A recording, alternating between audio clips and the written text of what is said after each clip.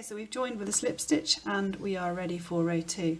So we're going to work groups again into the spaces, but we want to work into this space first. So we're going to slip stitch across this stitch, and then slip stitch into the gap. Okay, so I'm just going to go ahead and do that to get myself into that space for my next group. So these groups are not groups of 3 trebles like the previous row. They are 1 treble spike, 1 treble. So we're going to chain 3 to count as our first treble.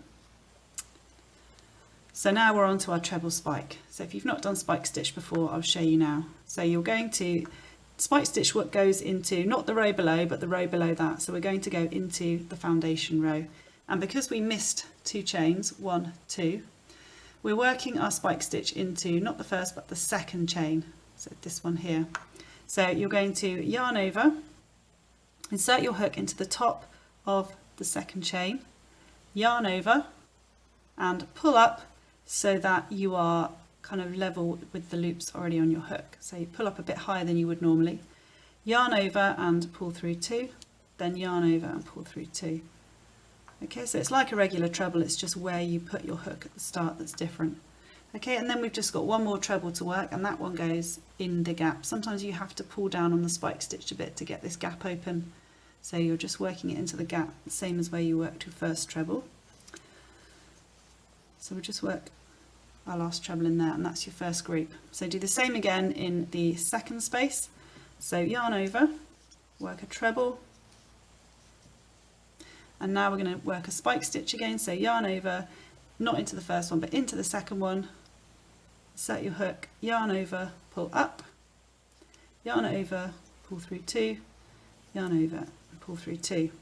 And then the last treble, so pull down to get that space open, yarn over and work your last treble. So you've got your 2 treble spike stitch groups, and now you've got your 4 treble group from the previous row, which was there to set you up for an increase. So you're going to work a 3 treble group right in the center of those 4 trebles, so in between the second and the third treble.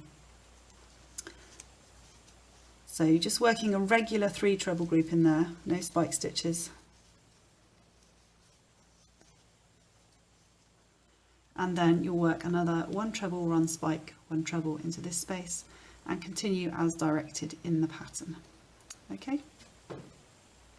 I'm just at the end of row 2 now, and I'm going to join to the top of the chain 3 with a slip stitch. And I'm just going to show you how to float your yarn. If you're not a fan of weaving in ends, you might find the floating yarn technique quite useful. So when you've joined with your slip stitch, what you do is you pull up a big loop big enough to get your hand through, and then you take your ball of yarn and you're going to pass it through that loop in your hand, and then just keep pulling until that loop is pulled tight. Okay, and so then I'm going to go ahead and work row 3. I'm going to place that like that, attach my yarn here, and just continue to work all the way around, and therefore this yarn is still attached, so when I want to come and use it again in a few rows time, I can just pull it up the back and hook it through and carry on stitching. So I'll show you that later on.